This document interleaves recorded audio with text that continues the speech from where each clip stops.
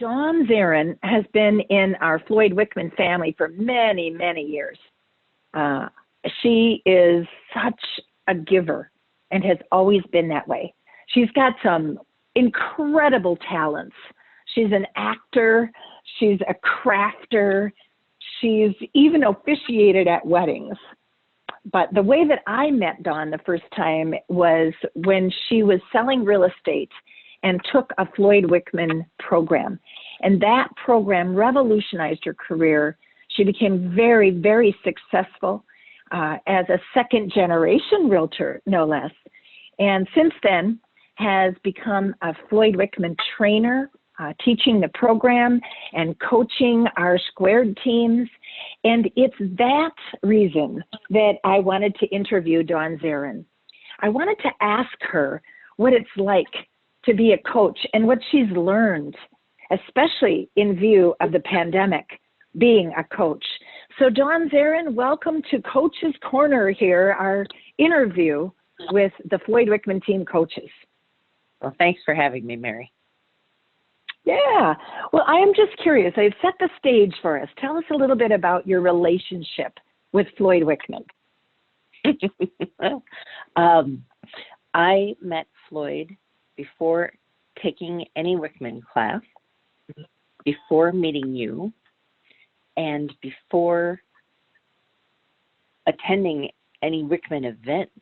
I registered to come to an event, and Floyd and Mike Pallin showed up in my hometown to meet with a group of, there couldn't have been more than 18 realtors.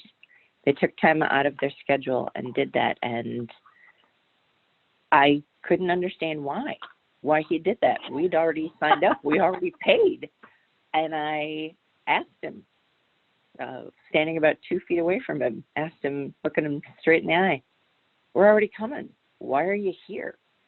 There's nothing else to sell us." And he chuckled and he said, "Yeah, no, I know you're coming, and I'm glad you're coming, and you're going to get so much from this Master Sales Academy. But the one thing I want everybody to get, the one gift I would give everyone if I could, is the understanding of a MasterMind group." We didn't have R squared yet. That was a decade before it at least. And there was Floyd telling me on his dime, if he could give me one thing that would change my life, not just my business, my whole life, it was to always be working with people that are aiming for a common goal and to grow with each other. And that only happens when you give everything you've got, and you'll be amazed by what you'll receive. And from that moment on, it was, yep, I'm in. I already knew this in my heart. So to have a business leader tell me it without a personal gain to come to him, I've never looked back. Wow, what a great story. And it's a story that reveals a lot about you, and it's also a story that reveals a lot about the man, Floyd Wickman, what kind of guy he is and why he would do that. You know, You and I give him all the credit, as we should, because he invented all this incredible material. What do you think it is, your way of understanding what it is about Floyd's material that makes it timeless? I mean, it just seems to work no matter what's going on in the market, no matter what area of the country it's being used. It's timeless. And so therefore it's also timely as things are difficult. Yep. Well, there are truths with a capital T. I know this in my physical world. Being clean, eating well, moving your body, that is timeless and timely. You don't get to do it once and it works forever, right? In my relationships, there are truths with a capital T. Be honest, live in integrity, express yourself, show your love, receive love. Those are timeless and timely. They're a practice. They're to be done repeatedly. Again, there is no one and done. And in every spiritual walk, this is true. And really every great organized group, whatever spiritual denomination or without one. There's capital T truths. And in business, in success, there are capital T truths. This is the way in selling. So anything I have ever learned from Floyd, I'm able to apply in my business, but I'm able to apply in my personal health. I'm able to apply in my relationships. I'm able to apply in my personal growth. And that's why I've been drawn to sharing it, to teaching it, to training it. The first time I ever had you as a trainer, I thought, I want to do that.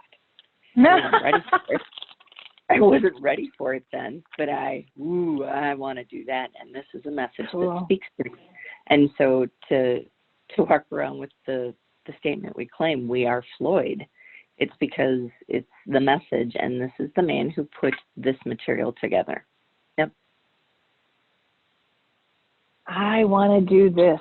That's so neat, and it has happened to so many people over the years that first you make it work in your own business before you can stand on that platform and say, do it this way. But yeah, I'm with you all the way. Now you and I met classroom training.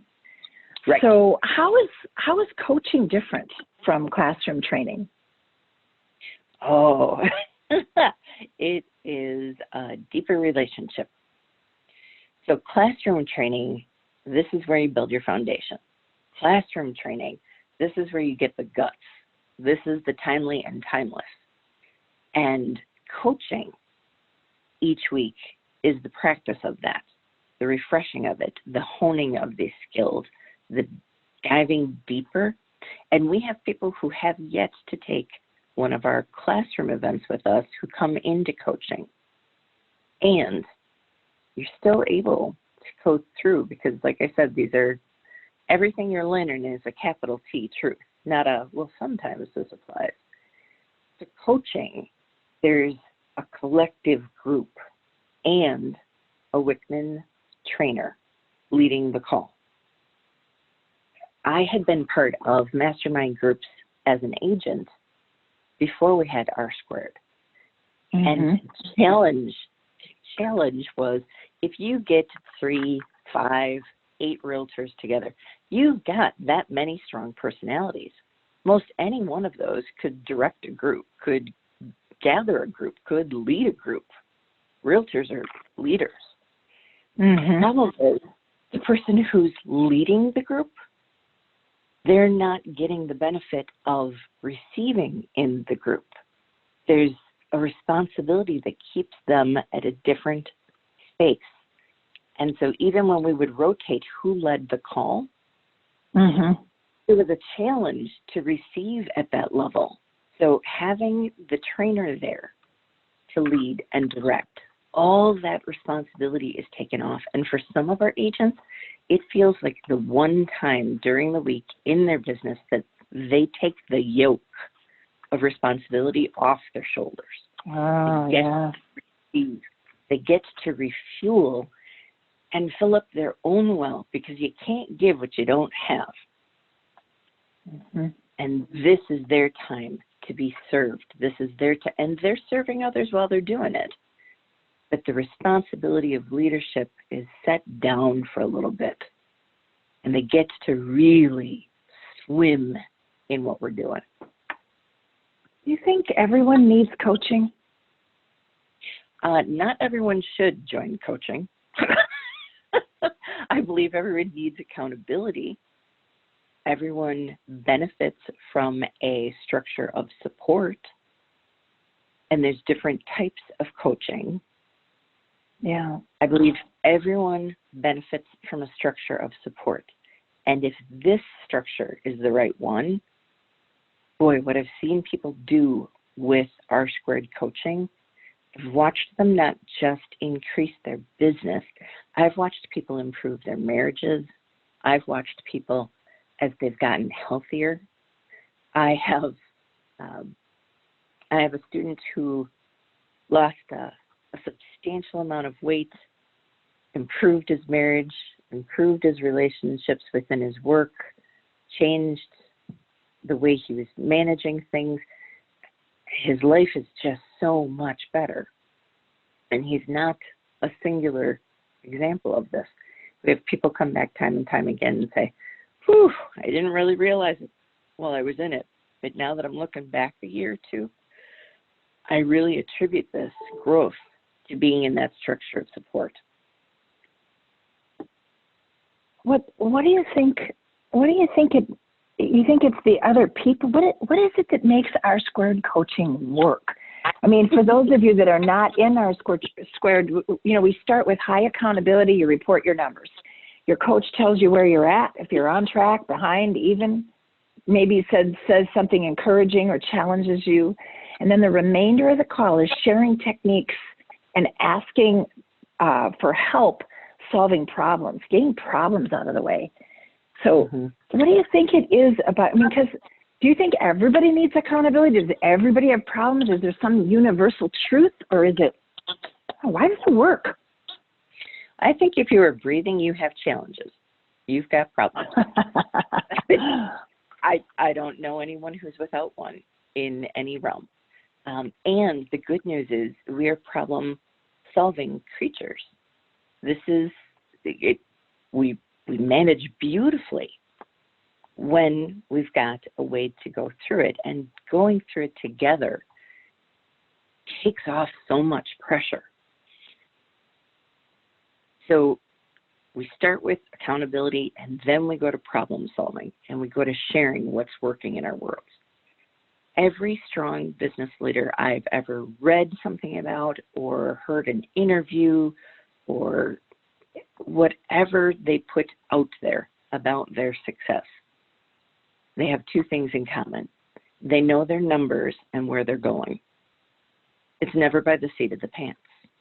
Well, the demographic match for a lot of realtors is we are pretty darn flexible and go by the seat of our pants. Having this accountability takes it from playing in real estate, which, by the way, it's a very expensive hobby, or it's a very lucrative career, one of the two. For the people that take it from, I kind of do real estate, to this is my business, they've got to know their numbers. And this is a really affordable way to employ a group to keep you on your numbers. This is a line item expense, and if that's all it did, it would be worth it.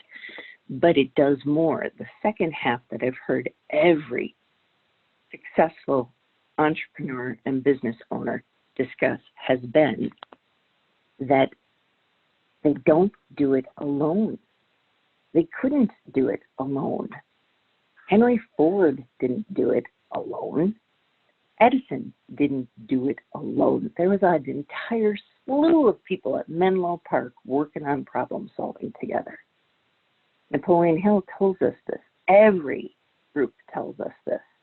So for an incredibly reasonable investment of time and money, you have a whole team. You actually get a board of directors that honors you, and you honor them. And that's why the success is just proven. It's 11 years now of tremendous results. Well, what has being a coach taught you about accountability? You said you feel like everybody needs accountability. I know for myself, I live better in a structure of support. And I also know I don't want to be told what to do. Yeah, there is that, right?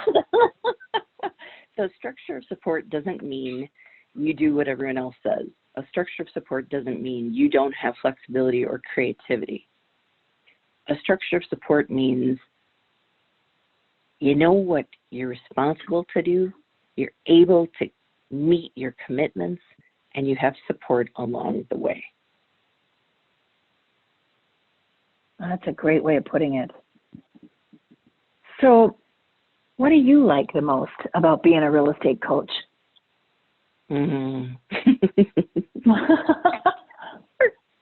I love people. I am you on do. The planet.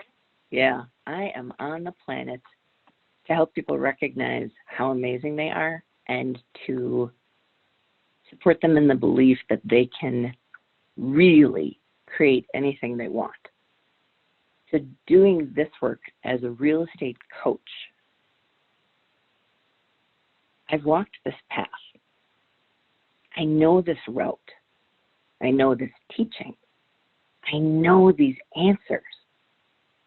And to watch people blossom far beyond the pocketbook, just grow and expand.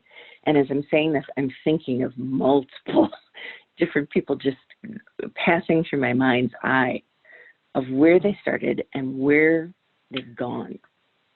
Even with this pandemic, because what's happened with people that, I don't know.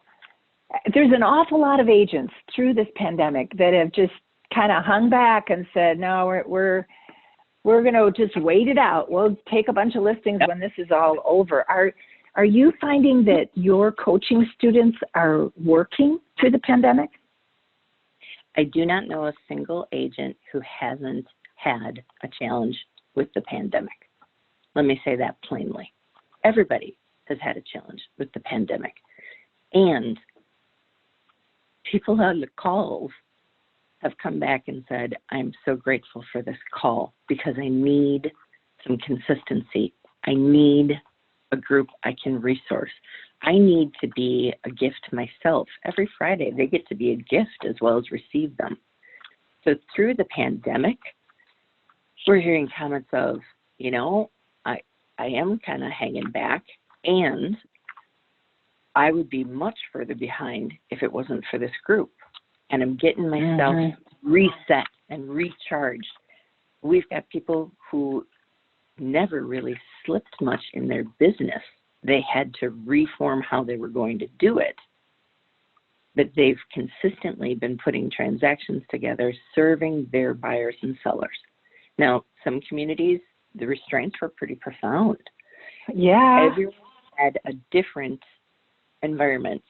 There's been common language about we're all in the same storm, but we've all got a different boat, meaning no one's experience is exactly the same. And that has helped everyone on the call, too. People in one state or area in Canada, they had their set of circumstances, and maybe 2 weeks later, someone else had circumstances that looked similar. So they've all learned from each other. In fact, one of the best things,